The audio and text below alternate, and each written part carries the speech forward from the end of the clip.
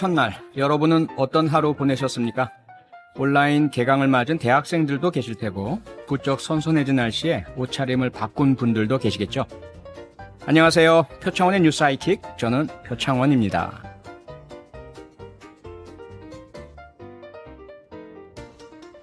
오늘 오후 2시 삼성 경영권 불법 승계 의혹을 수사해온 검찰이 이재용 삼성전자 부회장을 재판에 넘겼습니다. 혐의는 크게 업무상 배임과 시세 조종 등인데요. 지난 6월 검찰 수사심의위가 수사 중단 의견을 낸 것과는 다른 결론이 나오면서 이에 대한 논란도 예상되는 상황입니다. 잠시 후 삼성 지킴이 혹은 삼성 저격수로 불리는 분이죠. 박용진 더불어민주당 의원과 자세한 이야기 나눠보겠습니다. 여러분 의견은 여기로 보내주시면 됩니다. 짧은 건 50원, 긴 건 100원이 추가되는 문자번호 샵 8001번 혹은 무료인 미니 활짝 열려 있고요. 소개되시는 모든 분들에게는 뉴스 하이킥 시그니처 선물 바나나킥 드리는 거 다 알고 계시죠? 유튜브에서도 뉴스 하이킥 검색하시면 보실 수 있습니다. 자, 그럼 바로 송장경의 타임라인으로 갑니다.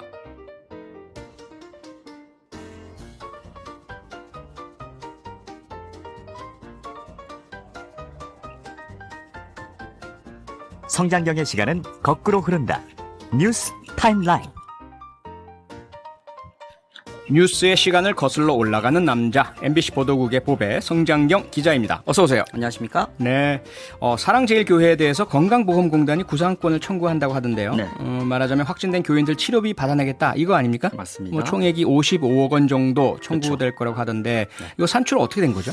네, 어제 저녁쯤에 건강보험공단 입장을 밝혔죠. 예. 1월부터 7월까지 분석을 해보니까 코로나19 확진자 1명이 완치될 때까지 드는 평균 진료비가 632만 5천 원이고 이 중에서 건보공단에서 부담하는 금액이 534만 원이라고 합니다. 1인당이요. 네.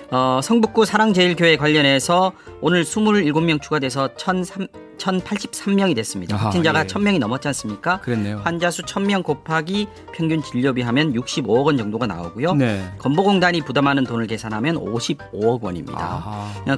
국민건강보험법에 의하면 개인이 감염병 예방법을 위반해서 감염병 확진 판정을 받았을 때는 건강보험공단이 진료급여를 제한할 수 있고요. 아하. 그리고 예. 건강보험으로 진료를 이미 받았을 때는 공단이 부담한 진료비를 부당 이득금으로 되돌려 받을 수 있습니다. 아, 그렇군요. 사랑제일교회의 경우에는 확진자 발생 후에 집회를 가졌고요. 예, 그랬죠. 그리고 이후 방역당국의 조사에도 비협조적이었고 명단 제출도 성실하게 하지 않았기 때문에 아하. 진료비를 돌려받을 수 있는 충분한 근거가 된다. 이게 지금 건보공단의 판단입니다. 예. 물론 진료비나 방역 방해 정도가 개개인마다 좀 다를 테니까요. 네. 구상권이 어느 정도까지 인정될지는 아마 법원 판결까지는 받아봐야 할 겁니다. 예. 다만 건보공단으로서는 경고의 효과를 노리는 측면도 있는 걸로 보입니다.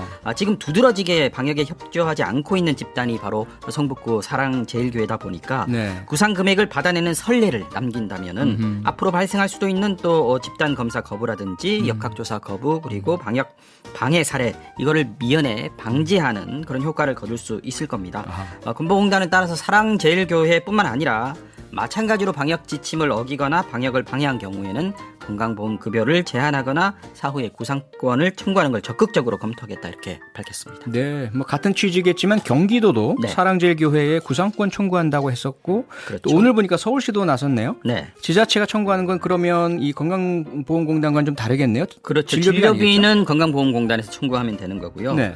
이게 전화나 문자 메시지로 방역당국에서 검사 받으세요. 네. 지자체에서요. 하면은 안 받고 네. 또 역학조사에도 응하지 않는 사례들이 많이 발생하다 보니까 이 방역요원들이 일일이 직접 찾아가게 되지 않습니까? 예, 또 예. CCTV나 또 휴대전화 기지국 조사하고 이러는데 다 시간과 인력 또 비용이 발생하지 않겠습니까? 이거 네. 받아내겠다는 겁니다. 행정비용이네요. 그렇죠. 네. 네, 서울시 같은 경우는 사랑제일교회로 인한 집단 감염 사례가 최소 17건 집단입니다. 네. 이달 초 안에 구상권을 청구하겠다 오늘 밝혔습니다. 네. 이 금액이 어느 정도인지 아직 추사는 쉽지 않고 안 되고 있습니다만 서울시는 사랑제일교회의 방역수칙 위반, 역학조사 방해 등 감염병 예방법 위반에 따른 책임 범위와 배상액을 지금 검토하고 있다 이렇게 밝혔습니다. 아하. 지자체로서는 이 행정력과 비용을 선량한 시민들이 낸 세금으로 네. 메울 수 없다라고 하는 건 어쩌면 당연해 보입니다. 네, 상식적으로 생각이 됩니다. 다들 협조하고 있는데 여기만 유독 또 그러니까요. 다른 분들만 방해를 하고 있으니까요. 네네. 그런데 사랑제일교회 측이 오늘 또 기자회견을 했네요? 네. 뭐라고 얘기했습니까? 뭐 예상하시겠지만 방역 실패 책임을 교회에 돌려서는 안 된다라는 겁니다. 네. 예. 사랑제일교회 변호인단하고 8.15 집회 비대위 오늘 오후에 광화문 광장에서 기자회견을 열었는데요. 네. 정부는 거짓 여론몰이를 중단하라. 사랑제일교회는 역학조사를 거부하거나 방역활동을 방해한 사실이 없다고 주장했습니다. 아하.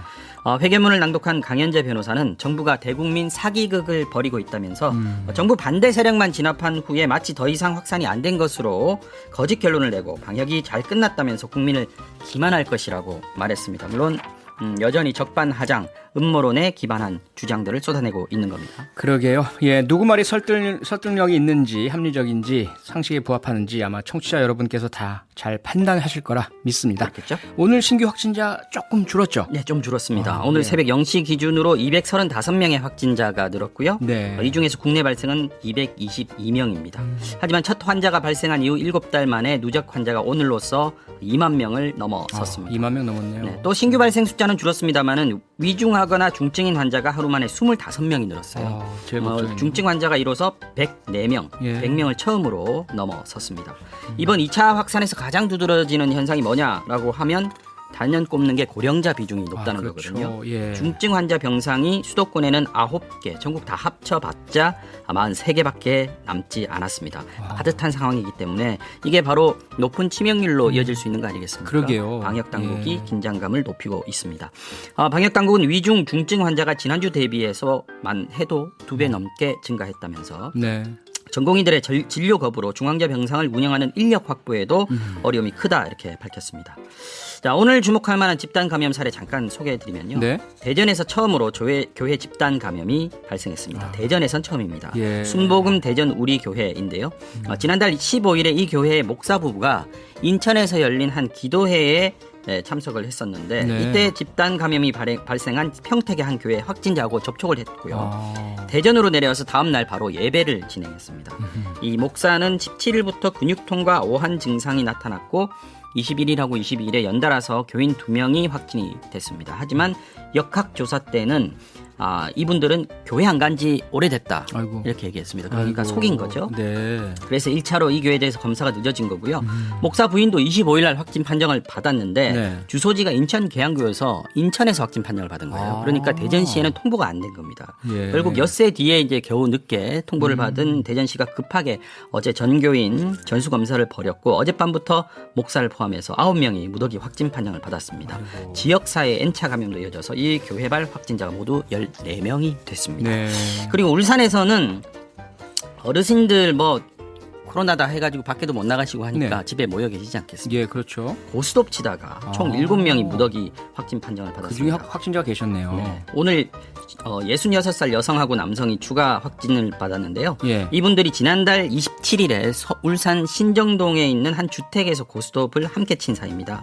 이때 고스톱 3명 이상 돼야 되지 않습니까? 예, 그러게요. 함께 고스톱 쳤던 분이 지난달 30일에 확진이 됐는데 네.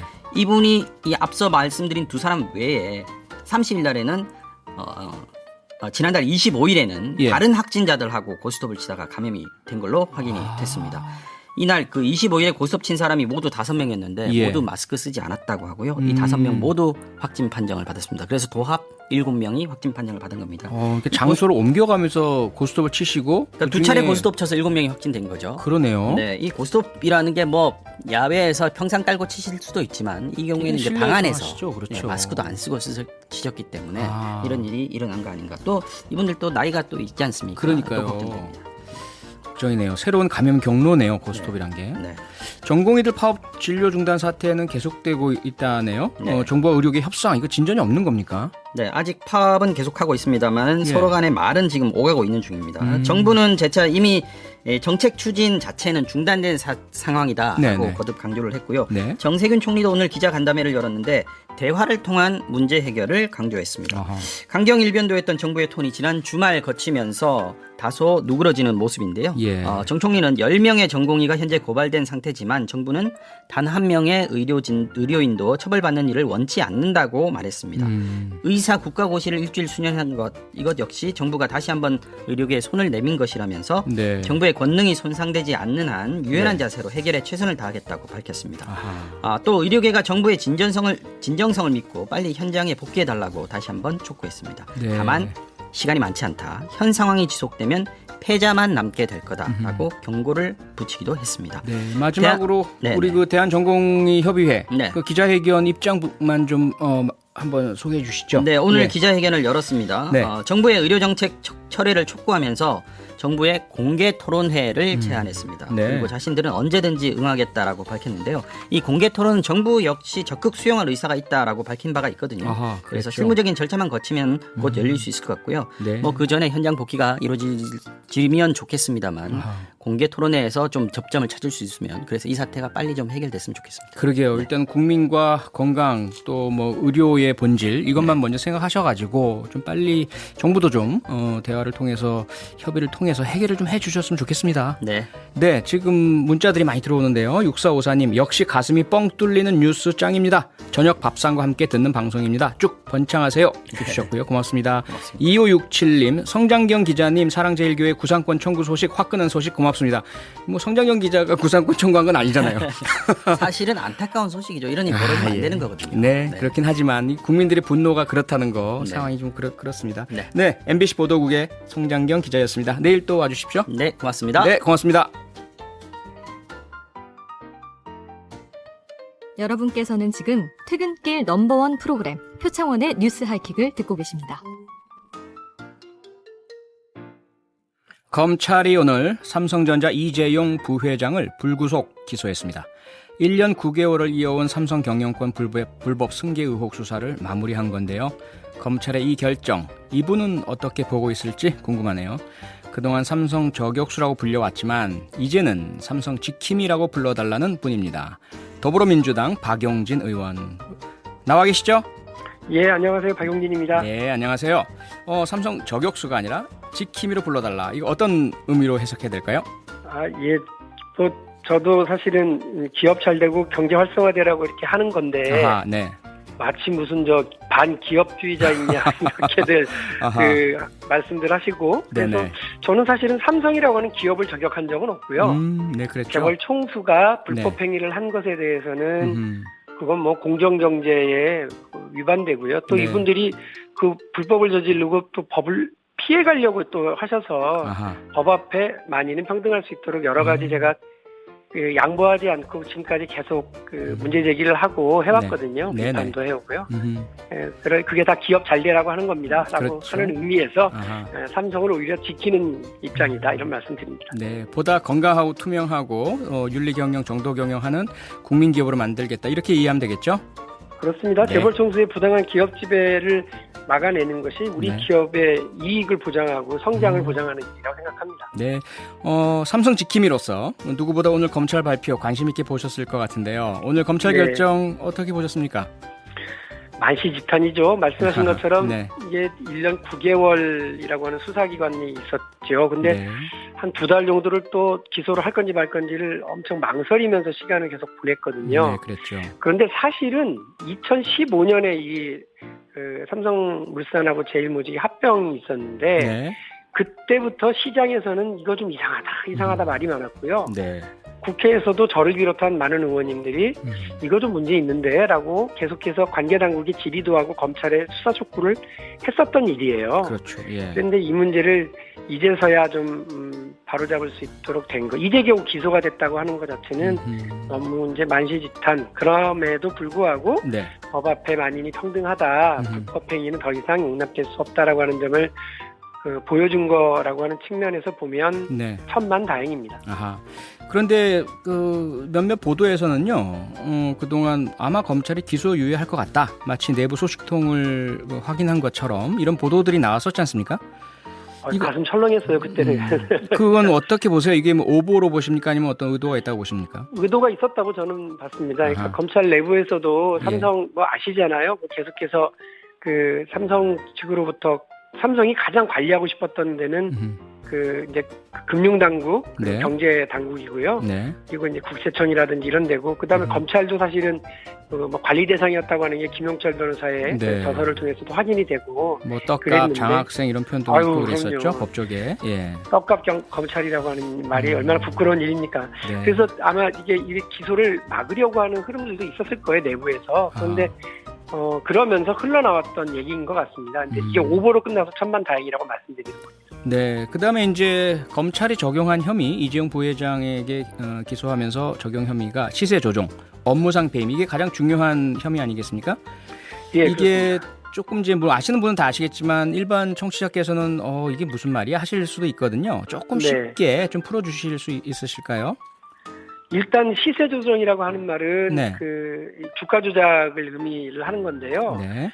이렇게 해서 누군가가 상대를 속이고 해서 주가가 조작되고 조정돼서 누군가는 이익을 얻겠지만 누군가는 큰 피해를 입는 거거든요. 네. 그래서 우리 자본시장에서는 이걸 엄하게 금지하고 처벌을 합니다. 네. 업무상 배임은 다 아시겠습니다만 그 과정에서 그 기업의 이익을 해치고 기업을 운영하는 자가 그 기업의 이익을 해치고 자신 혹은 다른 사람의 이익을 위해서 그 복무를 하게 되는 것도 엄히 금지하는 행위인데요. 네. 삼성물산과 제일모직 합병 과정에서 1대 0.35 다시 말해서 제일모직이 삼성물산보다 더 가치가 3배 정도 크게 합병 비율이 만들어졌어요. 그랬죠. 예. 예, 요렇게 해야 이재용 부회장한테 가장 예쁘고 아름답고 이익이 남는 방식으로 쌍값에 삼성물산을 합병하는 방식으로 가게 됐거든요. 네. 근데 요 과정 자체가 삼성물산에게는 어마어마한 큰 삼성물산 피해를. 주주들한테는 엄청난 피해인 거고요. 이런 과정이 또 더 나가서 그 국민연금이라고 하는 우리 네. 국민의 노후 자산에도 큰 피해를 입혔던 거 아니겠습니까? 네. 그래서 거짓 정보를 유포한 거, 주요 정보를 또 은폐했던 거, 허위로 호재를 공표했던 거, 주요 주주를 매수했던 거 이런 것들을 다 이번에 처벌 대상으로 삼았다고 저는 봅니다. 네. 뭐 여기까지 말씀하신 건 검찰의 기소 내용이고요. 그다음에 네. 삼성전자 특히 이재용 부회장이나 이러한 불법 승계 과정이었고 불법 행위가 있었다고 보시는 분들의 견해잖아요. 아직까지는 뭐 무죄 추정 원칙이 적용돼야 하니까 이재용 부회장 측도 반론이 있겠고요. 네, 지금 확인된 게 보니까 처음부터 목표를 정한 수사였다, 무리한 기소다 이러한 입장인 것 같아요. 어떻게 생각하십니까? 자업자득이에요. 너무 그렇게들 얘기하실 필요가 없는 게, 네. 이 수사 기소 내용의 첫 출발점은 사실은 삼성 바이오로직스의 분식회계 건이거든요. 아, 예. 그 우리가 다 기억하잖아요. 검찰이 네. 수사를 들어가니까 공장 바닥 뜯어내고 거기에다가 숨기고, 예, 뭐 감추고, 노트북 숨기고, 예, 뭐 예. USB 숨기고 이랬던 거 아니에요? 이런 것들이 다 지금 처벌 받았습니다. 그랬죠. 그러니까 요 과정에 숨길 게 없었으면 왜 이렇게 했어야 됩니까? 그리고 그동안 나타났던 여러 수사 결과들, 증거와 증인들을 보면 네. 이 삼성물산과 제일모직을 합병하는 과정이 목적을 가지고 이렇게 해왔다고 하는 것들이 드러나고 있고, 이미 대법원에서 네. 두 회사의 합병 과정에서 경영권을 승계하려고 했다고 하는 것도 대법원이 인정을 한 유죄 상황입니다. 다른 건에서 그런 표현을 썼죠. 그렇습니다. 예, 그러니까 예. 이 문제와 관련해서는 네. 이제 이번 수사를 통해서 추가 증거들과 정황들을 찾아낸 것이라고 보고요. 네. 법원의 재판을 통해서 정확하게 CCTV를 가릴 거라고 봅니다. 네. 또 하나의 문제가 수사심의위원회 결정 아니겠습니까? 네. 네. 지난 6월에 검찰 수사심의위원회가 열렸고 그 결과 수사 중단 및 불기소를 권고했고 그래서 많이 시끄러웠었잖아요. 네네. 그러다 보니까 오늘 검찰 기소는 이러한 수사심의위원회의 결론을 무시한 거다. 이럴 거면 심의위원회는 뭐하러 존재하느냐? 이런 비판도 있지 않습니까? 심의위원회가 권고한 내용을 검찰이 반드시 따라야 하는 건 아니고요. 또 이런 권고가 있었기 때문에 오늘 이복현 그 수사팀장이 예. 더 많은 전문가들과 대화를 나누고 또 의견도 청취하고 하는 과정이 있었고, 네. 그래서 더욱 기소를 해야 된다라고 하는 것에 이론적인 뒷받침을 얻었다는 거예요. 네. 그리고 그 뒤에 또 수사 부장들, 수사 전문가들이죠. 예. 부장단 회의를 통해서 이런 것들을 다시 한번 기소를 해야 된다라고 하는 의견을 다시 확인했다고 하는 거니까 네. 검찰 수사팀이 지금 이거 의견을 무조건 무시한 것이 아니고 아하. 그 어떤 전문성 그리고 수사의 필요성, 기소의 필요성을 다 다시 확인하는 야구 한 2달 정도가 더 걸렸다는 겁니다. 아하, 예. 그러니까 뭐 무조건 무시하고 갔다 이렇게 보실 건 아닌 것 같습니다. 네. 자, 이제 2015년부터니까 5년입니다. 5년의 긴 네. 기간. 그리고 수사만 보자면 1년 9개월. 거기에다가 수사심의위원회라는 이 3단계 허들을 모두 넘어서 이제 본격적인 재판에 이제 붙인 거잖아요. 네. 예, 그러면 이제 남은 것이 거의 뭐 본선이라고 할까요? 재판이 가장 중요할 텐데 이 재판에서의 쟁점은 간단하게 좀 정리하신다면 무엇이 있을까요? 일단 뭐 저 개인적으로는 제가 저는 개인적으로 이제 정리해야 되겠구나 생각이 들어요. 그러니까 오늘 기소로 이제 네. 이재용 삼성 불법 행위와 관련된 거는 파일 정리해서 좀 집어넣고 저도 다른 일에 좀 집중했으면 좋겠다. 개인적으로는 기소를 끝으로 이제 할 일 다 했다. 마무리다. 예. 나머지 재판은 그냥 사법부에 맡기겠다. 근데 이게 상당히 복잡한 일이거든요. 사실 무척 그래서, 복잡하죠. 예. 이게 복잡한 일이라서 네. 아마 쉽지는 않을 텐데요. 그 삼성 측에서는 이게 시세 조정을 우리가 어떻게 하냐, 어떻게 유리하게 맞추겠냐라고 아마 그렇게 나올 거고, 네. 또 뭐 유리한 증거들 이런 걸 또 동원하려고 하겠죠. 그러나 아마 이 수사와 관련된 거는 국정농단 사건 때부터 해왔던 분들이 네. 그 공판까지 지금 담당해서 가는 걸로 알고 있습니다. 그러니까 오래된 히스토리와 그 디테일한 내용들까지 다 가지고서 아마 치열한 법정 공방이 있을 거예요. 아하. 저는 이거 여기서 시간이 좀 걸리겠지만 이 과정에 어쨌든 삼성과 우리 경제 그다음에 이재용 부회장까지 네. 좀 어떤 거듭나는 새 출발을 하는 어떤 계기 터닝 포인트가 되기를 기대를 하고요. 네. 저도 아까 말씀드린 것처럼 이제 국회의원으로서 뭐 유치원 개혁, 재벌 개혁에 이제 일정한 성과를 거둬서 기쁘기는 한데 네. 보다 좀 이렇게 그 경제 성장 이쪽으로 좀 집중하면서 기업 아. 활력을 위한 노력을 더 기울이기 위한 시간을 좀 가졌으면 좋겠고요. 네. 그래서 이제 우리 검찰과 재판부가 72일을 잘 가리고 진실을 드러내고 잘못된 건 반드시 처벌하기를 기대를 하겠습니다. 네, 지금 박용진 의원과 인터뷰를 들으시면서 청취자들이 문자를 많이 보내주고 계시거든요.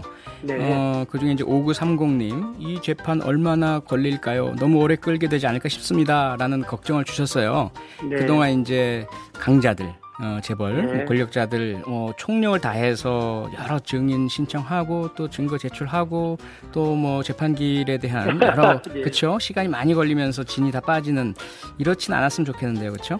이게 네. 무슨 죄를 저질러도 고발도 안 하고 수사도 안 해요. 그런데 겨우 하나 걸려서 수사를 해도 질질 끌어요. 네. 기소를 해도 가장 낮은 걸로 기소를 해요. 기소를 해가지고 재판을 벌려도 재판부가 봐주기 솜방망이 처벌해요. 네. 솜방망이 처벌 끝나고 나면 정권에서 사면해요. 그러니까요. 이게 그동안 우리 재벌 총수들 돈 있고 힘 있고 빽 있는 사람들이 받아왔었던 법 앞에 평등이 무너지는 국민의 법상식이 무너지는 과정이었거든요. 네. 이번엔 안 그랬으면 좋겠습니다. 네. 그런가 하면 또 3382님 삼성 그만 흔드세요. 경제 파탄 납니다. 이런 문자 주셨고요. 뭐 예. 보도들도 상당히 많은 게 지금 경제가 어렵다. 그동안도 계속 그래왔잖아요. 이런 상황에서 네. 가장 큰 기업의 총수가 재판받느라고 왔다 갔다 하면 어떻게 하느냐. 마지막으로 간단하게 이런 이제 우려와 걱정에 대해서 좀 짚어주시죠. 그럼에도 불구하고 오늘 삼성물산 주식 올랐고요. 삼성 바이오로직스 이제 주식도 올랐습니다. 시장에서는 예. 이렇게 판단을 하고 있는 겁니다. 그러니까 재벌 총수의 부당한 기업 지배가 우리 경제의 가장 큰 문제고요. 공정거래위원회가 발표한 내용을 보면 대한민국 대기업 총수일가 지분율이 겨우 3.6% 쥐거리만큼의 지분을 가지고 네. 어마어마한 기업들을 계열사들을 지배하고 있거든요. 이렇게 되면 책임 있는 경영이 안 되고요. 우리 경제 계속 리스크로만 작용될 거라고 봅니다. 이번 기회에 말씀드린 것처럼 기업 경영에서의 부담 그리고 불법적 행위에 대해서는 반드시 정리를 하고 넘어가는 대한민국 경제 점핑업 계기가 됐으면 좋겠습니다. 네, 건강한 경제 생태계 이렇게 구축됐으면 좋겠다는 말씀을 이해하겠습니다. 네, 자칭 삼성 지킴이 더불어민주당 박용진 의원이었습니다. 인터뷰 고맙습니다, 의원님. 예, 감사합니다. 네, 고맙습니다.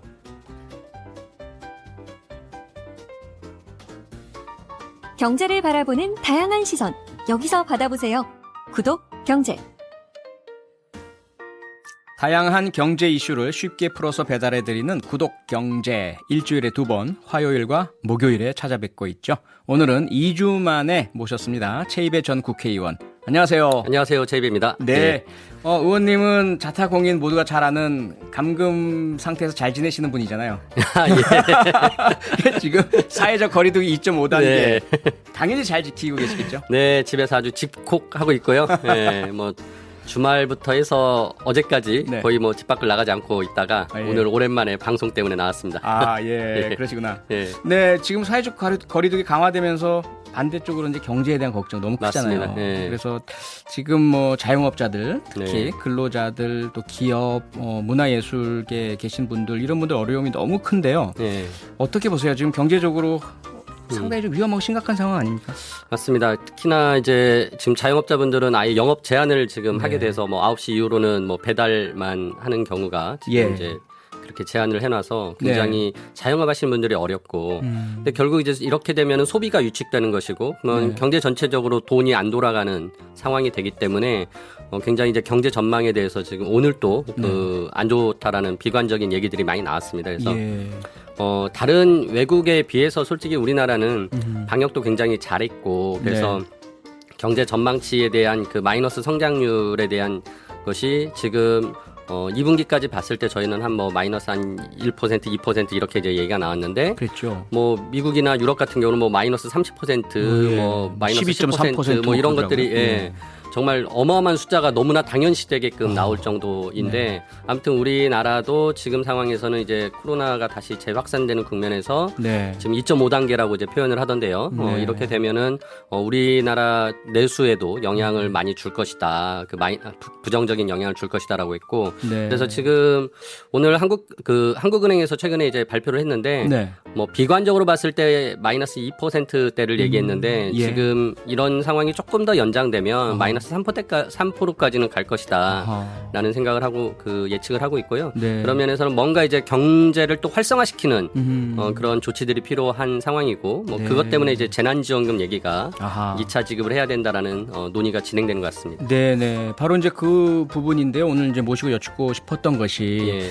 분명히 이 사회적 거리두기는 어쨌든 감염에 대한 어느 정도의 그 진정이 될 때까지는 유지할 수밖에 없잖아요. 네. 근데 그러다 보면은 경제는 위축되고 너무 고통받는 분들이 계시니까 예. 재난지원금이라는 어떤 수요를 통해서 예. 조금이라도 좀 경제적인 활성화라든지 네. 어려움에 처한 분들에 대한 지원을 하자라는 것인데 예. 여기 대해서 당연히 의원님도 찬성을 하시겠죠? 예, 저도 찬성을 하고요. 예.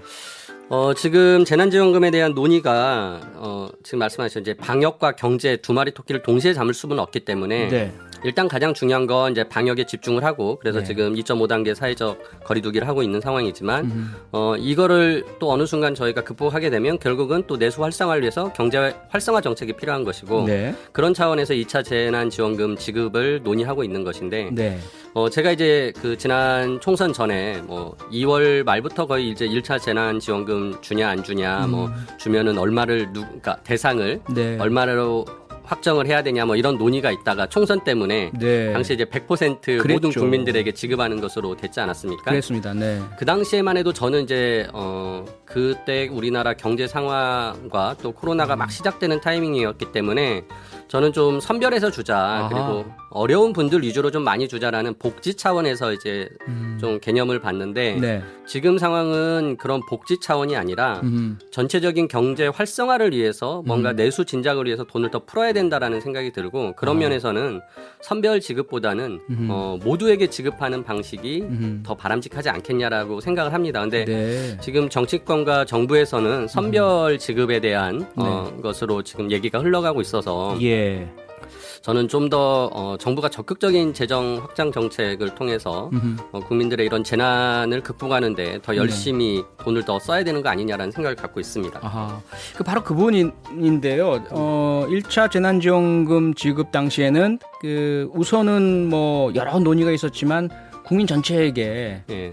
전부 일률적으로 다 지급하는 방식을 전부 지급, 100% 예. 지급을 택했지 않습니까? 예. 근데 의원님 말씀은 지금은 상황이 그때 와 다르다. 그때는 오히려 반대로 선별 지급, 힘들고 예. 어려운 분들에게 복지 차원의 지급을 했었어야 한다라는 예. 말씀이고 지금 반대다. 지금 경제 정책으로서 그렇죠. 예. 일단 돈을 많이 푸는 게 중요하니까 전체 다 지급하자 이렇게 말씀하시는 거잖아요. 예, 맞습니다. 그러면 뭔가 형평성 위반 또는 있는 분들께 드려봐야 그거 별로 안 쓰시고 여전히 뭐 저축하고 쌓여 있지 않겠냐 이런 문제들이 있지 않나요? 그래서 이제 정부에서 계속 선별 지급을 주장하면서 네. 막상 재난지원금 다 줬더니 예. 별로 안 썼더라라는 자꾸 통계를 나오는데 그러니까요. 그 최근에 이제 통계청에서 가계 동향 분석을 한 것을 보면은 예.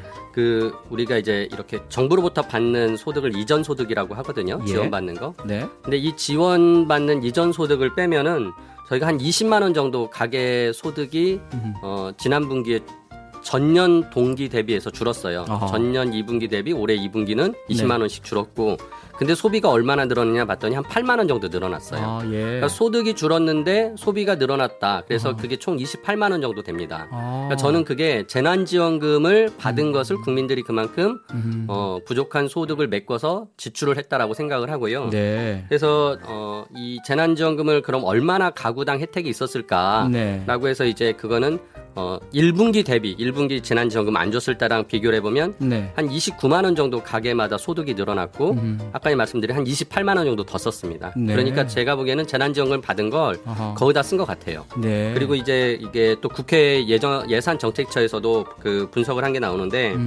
중앙정부가 13조 7천억, 지방정부가 3조 7천억 해가지고 총 재난지원금 나간 것이 17조 3천억이거든요. 네. 근데 이로 인해서 생산 유발이 20조 정도 됐다라고 해요. 더 그래서 많이 제가 되네요. 보기에는 뭐 이런 것들을 수치적으로 적게 얘기하려고 하면은 또 다른 수치를 만들어낼 수도 있겠지만 네. 제가 분석한 바로는 줄어든 소득 대비해서 그만큼 지출이 늘어났고 또 생산 유발 효과가 있다라는 것으로 봐서는 네. 제가 이제 충분히 이제 많은 분들이 받아서 사용을 했다라는 것이고 네.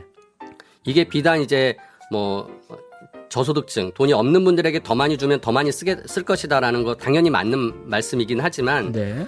저는 이거는 좀 모든 국민들에게 보편적으로 지급을 해서 경제 활성화 차원에서 하는 것이기 때문에 네. 어려운 분들에게 더 주자라는 복지 차원의 개념의 어떤 지원 정책은 따로 또 마련을 하면 된다라고 생각을 합니다. 추가로 따로. 예. 네. 그래서 이제 뭐 결국은 근데 이제 재정이 한정돼 있기 때문에 그러니까요. 야 예. 돈이 그렇게 펑펑 나서 어떻게 주냐라는 걱정을 하시는데 저는 예.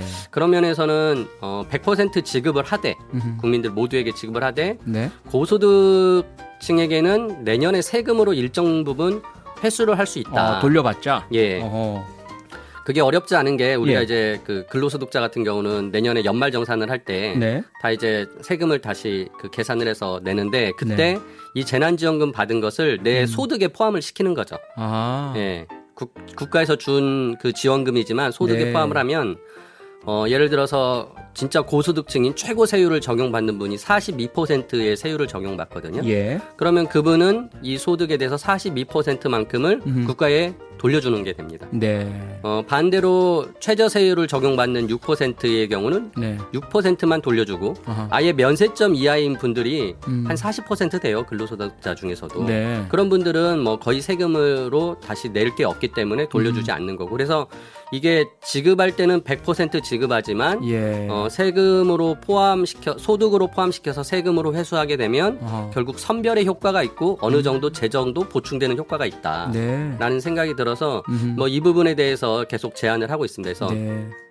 1차 재난지원금 지급할 때도 이런 아이디어가 계속 나왔는데 정부가 채택을 하지 않고 그때는 네. 기부금으로 그랬죠. 자진해서. 이제 주면은 그때 이제 가서 일정 부분 소득 공제의 효과가 있다라는 거 했는데 네. 저는 아예 세금에 소득에 포함시켜서 세금으로 회수하는 방법이 낫지 않겠냐라는 생각을 합니다. 근데 거기에 늘 나오는 문제가 있잖아요. 이 소득세의 어떤 투명성과 균형의 문제 아니겠습니까? 예, 그래서 봉급생활자는 유리할 많이 지각, 내고, 예, 그대로 다 40%든 뭐 네. 10%는 다 낼 내는데. 것이고, 신고가 투명하지 않은 고소득자들은 네. 뭐 소득으로 그것을 취한한다 하더라도 그대로 다 가져갈 근데 것이다. 이제 저는 뭐 그런 그 일부 고소득자들의 세금 탈루는 원래 네. 있던 것인데 예, 그것은 그것대로 또 그 세금 탈루를 막는 노력을 해야 되는 것이지 네. 그게 걱정스러워서 재난지원금을 못 준다라는 것은 오히려 안 먹고 오히려 이제 많은 부분들이 자영업 하시는 분들이 세금 탈루가 많을 것이다라고 하는데 네. 솔직히 지금 가장 어려운 분들이 자영업자잖아요. 그렇죠. 그래서 그런 예. 분들에게는 지금 주는 것이 예. 오히려 어떻게 보면은 어려울 때 도움을 드리는 거고 음흠. 국민들이 다 같이 받아서 열심히 소비를 함으로써 아하. 그분들에게 또 매출을 올리는 네. 그래서 이익을 볼 수 있게 해주는 기회가 되기 때문에 좀 더 적극적인 그 경제 활성화 정책으로 생각을 했으면 좋겠습니다. 네. 지금 뭐 재난지원금 이야기를 하고 있다 보니까요. 문자가 예. 많이 지금 들어오고 있는데요. 5680님, 우리는 제조업 하청 공장인데 다음 작업이 모두 연기가 되어서 코로나 풀릴 때까지 쉬어야 할 것 같네요. 우리처럼 몸으로 열심히 일해야 밥 먹고 사는 사람들은 너무 힘드네요. 이런 분들이 어쨌든 뭐 재난지원금으로 충분히 뭐 이렇게 보상이 안 되지 않습니까? 그렇죠. 그거는 이제 지금 이런 그 근로소득이 그러니까 근로 시간이 줄어드는 경우에는 네. 또 여러 가지 다른 형태로 지금 정부가 정책을 펴고 있습니다. 그래서 뭐 자녀를 키우는 분들에게는 또 돌봄에 대한 비용도 일정 정도 주고 있고 네. 또 이렇게 단축 근무를 하는 경우에는 또 그거를 이제 회사에게 지원금을 줘서 예. 또 이렇게 근로자들을 지원할 수 있도록 하는 그 정책들도 있거든요. 그래서 뭐 그런 부분들도 추가적으로 강화를 돼야 된다고 생각을 하고요. 네. 근데 이제 저는 이제 재난지원금에 지금 전부지급이냐 선별지급이냐의 문제에 있어서 이 선별을 하는 과정에서 예를 들어서 뭐 우리가 50%로 나누자 아니면은 뭐 상위 뭐 70%까지만 네. 주고 30% 상위는 주지 말자 이렇게 했을 때 그 경계선상에서의 그 선별하는 게 굉장히 그 공정하기가 쉽지 않은 것 같습니다. 누군 들어가고 누군 빠지고 그렇죠. 뭐 이러면서 이제 그리고 그 상대적 소득이라는 박탈감. 게 네. 지금 정부가 파악하고 있는 거는 전년도 소득이거든요. 네. 근데 실제로 지금은 올해 소득을 파악을 해서 이거를 선별해야 되는데 그게 쉽지 않거든요. 그때도 그 얘기 나왔죠. 1차 예. 재난지원금 선별하자 그럴 때 맞습니다. 바로 그 얘기들 선별할 때 나왔었죠. 너무 많은 예. 비용과 노력이 들고 아하. 시간도 들고 네. 그리고 그것을 했을 때 결과가 공정한지 여부에 대한 또 논란이 있을 논란 수 있어서 시비 또 이렇게 예. 되고요. 예. 3022님 가장 중요한 게 빚내서 그러니까 나라가 국채를 또 발행해서 주느냐 이거 아닐까요? 라는 말씀 또 8450님도 국채 발행해서 지급하나요? 그 빚은 누가 갚지요? 예. 또 세금 잔뜩 올리나요? 예. 이 재원 마련의 문제가 늘 문제 아니겠습니까? 맞습니다. 그래서 예. 우리 애청자분들이 아주 현명한 또 예. 생각을 하고 계시는데 그래서 네. 저는 정부가 지금부터는 좀 미래 세대에게 그 빚을 떠넘기는 국채 발행보다는 네. 이제 증세에 대한 정책을 만들어내야 된다. 증세. 올해 오늘 저기 국회 그 내년도 예산안이 발표됐는데요. 네. 올해 예산이 512조였는데 내년이 556조입니다. 또 네. 8.5% 늘어나거든요. 네. 그럼 계속 이렇게 재정은 늘어나는데 막상 세금을 더 걷는다라는 정책은 없는 거예요. 아하, 예. 그러다 보니까 계속 국채 발행해가지고 예. 돈을 쓰게 되고 그 국채는 나중에 우리 후세들이 갚아야 되는 상황이 되는 거니까 네. 저는 좀 지금 정부가 조금 용감하게 증세 얘기를 꺼내야 된다. 이 코로나를 극복하기 위해서라도 우리 모두가 좀 같이 이 공동체를 유지하기 위해서 세부담을 좀 늘리자라는 솔직한 얘기를 했으면 좋겠어요. 자, 그때 말씀하시는 증세라는 게 예. 두 가지 아닙니까? 하나는 직접세, 하나는 간접세. 예. 간접세는 쉽고 광범위하고 많이 거치고 네네. 하지만 직접세는 상당히 또 저항의 우려도 있고 있죠. 네. 어떤 방향을 둘 다 저는- 그럼 다 올리자는 겁니까? 저는 지금 상황에서는 직접세부터 올려야 된다고 생각을 하고요. 네. 그러니까 세금을 낼 수 있을 정도의 여력이 있다라는 거는 아직은 안정적인 직장을 갖거나 네. 그래도 어느 정도 경제적인 수입이 되시는 분들이거든요. 예. 이런 분들에게서는 조금 더 부담을 시키자는 거죠. 그래서 워렌 세금- 버핏이 얘기한 것처럼 부자들한테서 왜 안 걷냐 이런 거죠. 물론 부자들에게 더 걷기 위해서 올해 네. 그 세법 개정안에 소득세의 최고 세율을 42%인데 그걸 45%로 올리고 구간 하나 더 시설해서 과세 표준이 10억 이상인 사람들은 네. 더 내라라고 한 거예요. 근데 그거는 진짜 핀셋 증세로 세수 증가 효과가 거의 많지 않습니다. 숫자가 많지 않으니까 예. 그렇죠. 예. 그래서 그런 면에서 저는 좀 보편적인 증세가 필요하다고 생각하고 네. 지금 뭐 근로소득자들 입장에서 제 얘기 들으면 화내실 수도 있어요. 또 올려. 네, 세금 더 내자고 하는 거니까. 그러니까요. 근데 예. 지금 이 공동체를 유지하기 위해서는 우리 조금 다 같이 힘을 합쳐야 되는 것이고 예. 저는 예를 들어서 신용카드 소득공제 같은 거는 네. 이제 줄여나가야 된다고 생각하거든요. 아하. 이게 신용카드 소득공제가 처음 생겨난 것이 이 과세 그러니까 과세를 투명하게 만들기 위해서 신용카드를 씀으로써 그렇죠. 그 이제 세수를 더 증가시키는 효과를 보기 위해서 했던 그렇죠. 건데 예. 이미 이제 우리나라가 한 20년 지나면서 이제 신용카드는 굉장히 보편화됐기 때문에 사용이 네. 더 이상 이제 이런 그 메리트를 주지 않아도 아하. 소비자들이 다 신용카드를 사용하거든요. 왜냐하면 네. 또 신용카드 쓰면 거기에 뭐 포인트도 쌓이고 마일리지도 쌓이고 또 뭐 대출이자도 깎아주고 여러 가지 혜택이 있기 때문에 저는 네. 국민들이 신용카드를 계속 쓸 거라고 생각을 해요. 소득공제를 줄여도. 그래서 저는 이제 그런 거 줄이면은 아주 골고루 많은 분들이 조금씩 세부담을 더 올릴 수 있고 가장 보편적인 증세 방안이라고 생각을 합니다. 그래서 좀 정부가 그런 부분에 있어서 이제 솔직하게 가야 되고 네. 최근에 뭐 증권거래세를 이제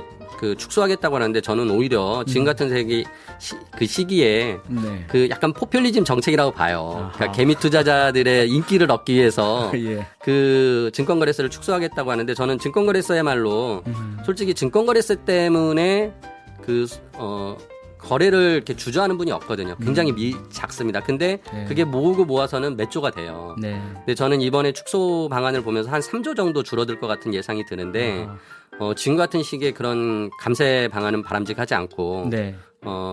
좀 더 적극적으로 정부가 증세 방안을 논의하는 용기를 가지고 국민들을 설득해 간다라는 생각이 듭니다. 그러니까 증세라는 대단히 힘들고 어려운 고양이 목의 방울달기 같은 네. 거잖아요. 늘 말은 하는데 특히 야당일 때 말을 많이 하시다가 실제 여당 되면은 하지 않는 분들도 계시고요. 예. 정말 쉽지 않은 카드지만 최이배 전 의원께서는 강력하게 증세가 답이다 국채보다는 네. 이렇게 의견을 주셨고요.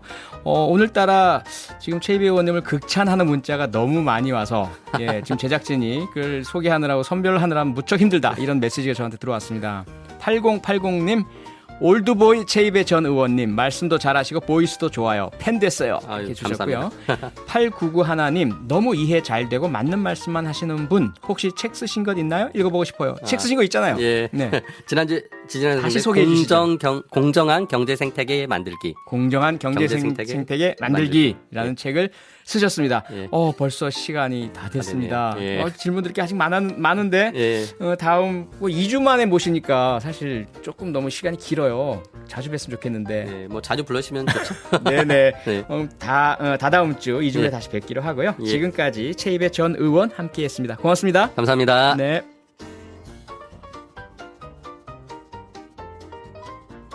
광고 듣고 오셨습니다. 표창원의 뉴스 하이킥 함께하고 계시고요. 9302님 뉴스 하이킥 요즘 알게 돼서 자주 듣고 있어요. 표창원 DJ님 목소리도 너무 좋고 말씀도 잘하시고 덕분에 6시 이후가 즐겁네요. 응원합니다. 저도 여러분을 응원합니다. 방송 3주차 고맙습니다. 오늘도 소개된 모든 분들에게 바나나키 쿠폰 보내드립니다. 퇴근길에 편의점에서 꼭 바꿔가세요. 저는 7시 10분에 오늘의 표정으로 돌아오겠습니다.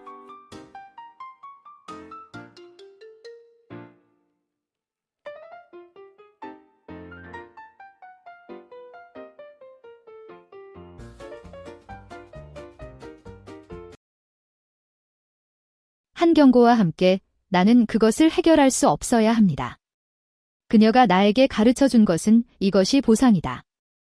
상황은 눈 깜짝할 사이에 반전된다. 계모는 불만스러워하며 눈살을 찌푸리고 수학 문제 몇 개만 풀었지만 돈을 너무 많이 주었습니다. 당신은 공부합니다. 당신은 모릅니다. 당신의 가족은 조건이 있고 당신의 마음은 좋지만 속지 마십시오. 그녀는 냉소와 날카로움이 가득한 어조로 웃었다. 우리 가족은 돈이 있고 내가 원하는 대로 부를 수 있고 무엇이든 쓰는 것은 나에게 큰 액수입니다. 다른 해의 삼동과 다르지 않습니다. 이에 다른 사람의 감정을 소유하려는 유혹에 빠지지 마십시오. 그렇게 강한가요? 또한 내 배를 가져가지 마세요. 그러면 당신의 배가 망가질 것입니다. 내가 가장 속이는 걸 좋아하는 건 엄마와 딸. 분명히 재혼했지만 분명히 사생아인 것처럼 행동했습니다. 아내의 딸을 비방하기 시작했습니다. 그곳에서 계모의 얼굴이 창백해졌다. 이 아이는 저게 누구야? 무슨 소리야? 라고 말하고 있어요. 상황이 점점 더 악화되고 있는 것을 봅니다. 트로옹 노인은 재빨리 밖으로 나갔다. 화해했어요. 좋아요. 이제 모든 것이 명확해졌습니다. 이제 점심시간이군요. 논쟁은 그만두세요. 프리티 미스 호이는 아버지 학년의 최고 학생일 뿐만 아니라 학교의 천재이기도 합니다. 트로옹 노인은 전혀 감히 기분을 상하게 하지 않았습니다. 어쩌면 정부도 이 문제를 고려했을지 모르기 때문에 호이리는 점심시간에 집에 갈 적절한 시간을 선택하여 어머니를 끌고 문제를 일으켰습니다. 뜻밖에도 누군가가 학생에게 이 사실을 알려 그를 다시 학교로 보내게 만들었고 모자의 계획은 망쳐졌습니다. 성계모는 기도하러 끌려갔고 그녀의 눈은 붉어지고 숨이 막혔습니다. 엄마, 저는 정말 어린애가 아니에요. 우리 부모님은 몇 년 동안 중매를 통해 서로를 알고 계셨습니다. 엄마는 항상 그녀를 도시로 데리고 가서 살고 싶었습니다. 그녀는 할머니와 함께 시골에 머물고